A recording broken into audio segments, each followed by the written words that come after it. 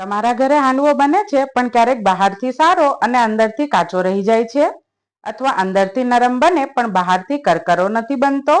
આજે હું તમને એવો હાંડવો બનાવતા શીખવાડીશ જે બહારથી એકદમ કરકરો હશે અને અંદરથી એટલો જ સ્પોન્જી કે દરેક કોળિયામાં ઘરનો સાચો ગુજરાતી સ્વાદ અનુભવાશે.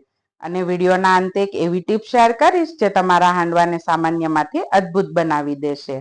ગુજરાતી રસોડામાં કેટલીક વાનગીઓ એવી છે જે માત્ર ખાવા માટે નથી બનતી, પણ લાગણીઓ સાથે જોડાયેલી હોય છે.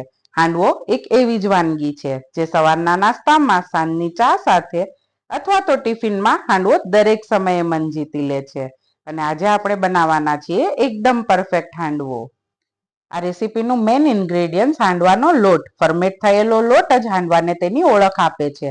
સાથે લઈશું દૂધી. દૂધી હાંડવાને નરમ અને રસદાર બનાવે છે. થોડું દહીં ફર્મેન્ટેશનને વધુ સારું બનાવશે.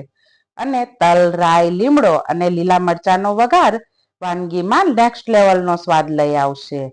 હાંડવો બનાવવા માટે મેં અહીં 2 કપ હાંડવાનો તૈયાર લોટ લીધો છે. ત્યારબાદ બેટરમાં ફર્મેન્ટેશન માટે 1 મોટી ચમચી ખાટું દહીં ઉમેરીશું અને 1 કપ જેટલું પાણી ઉમેરી ઘટ બેટર તૈયાર કરી લઈશું. અને બેટરને 3 થી 4 કલાક માટે રેસ્ટ આપી દઈશું. 3 થી 4 કલાક બાદ તમે જોઈ શકો છો બેટર સરસ ફર્મેટ થઈ ગયું છે. હવે બેટરમાં મસાલા ઉમેરી દઈએ.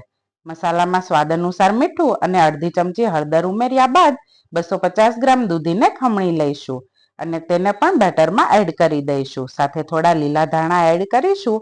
અહીં ઉતાવળ ન કરવી, દરેક વસ્તુ સરખી રીતે ભળવી ખૂબ જ જરૂરી છે. બેટર હાંડવો બનાવવા માટે હજુ રેડી નથી.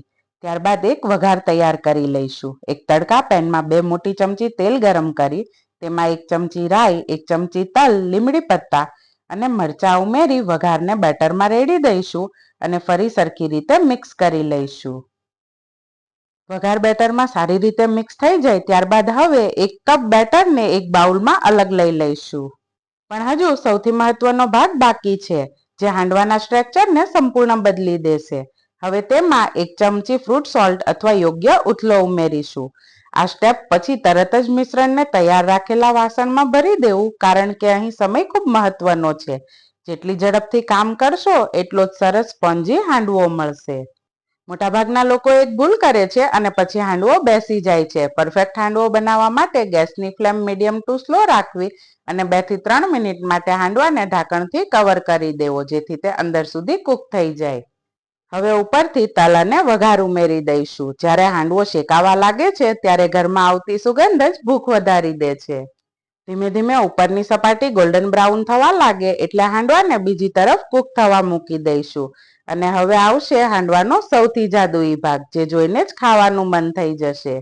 હાંડવો તૈયાર થાય તે પહેલા ઉપર થોડું તેલ લગાવો. આ નાની ટીપથી ઉપરનો ભાગ વધુ કરકરો અને સુંદર ગોલ્ડન બને છે. સાથે સાથે હાંડવાને એક સરસ રેસ્ટોરન્ટ સ્ટાઇલ ફિનિશિંગ પણ મળે છે. ફ્રેન્ડ્સ, જુઓ આ ગોલ્ડન બ્રાઉન રંગ, ઉપર તલનો કરકરો પડ, અંદરથી સ્પોન્જી અને નરમ સ્ટ્રક્ચર, દૂધી અને મસાલાની સુગંધ, અને જ્યારે એક ગરમાગરમ ટુકડો તોડો ત્યારે નીકળતી વરાળ જ આખી વાર્તા કહી દે છે. આવો હાંડવો જોઈને કોઈને પણ ખાવાનું મન થઈ જશે. ઘરમાં હાંડવો બને એટલે માત્ર વાનગી જ નથી બનતી, એક વાતાવરણ બને છે. રસોડામાં આવતી સુગંધ, ચા સાથે પરિવારનું ભેગું બેસવું, આ નાની નાની પળો જીવનની મોટી ખુશીઓ છે અને હાંડવો એ ખુશીઓનો એક ભાગ છે. જો તમને આજનો આ પરંપરાગત ગુજરાતી હાંડવો ગમ્યો હોય તો વિડીયોને એક લાઈક જરૂરથી કરજો અને આવી જ ઓથેન્ટિક ગુજરાતી વાનગીઓ માટે ખુશીસ કિચનને સબસ્ક્રાઇબ કરવાનું ભૂલતા નહીં. તેમજ અમારી ઢોકળા, ખમણ, પાત્રા, ગુજરાતી નાસ્તા અને ટિફિન સ્પેશિયલ રેસીપી પણ જરૂરથી જોતા રહેજો.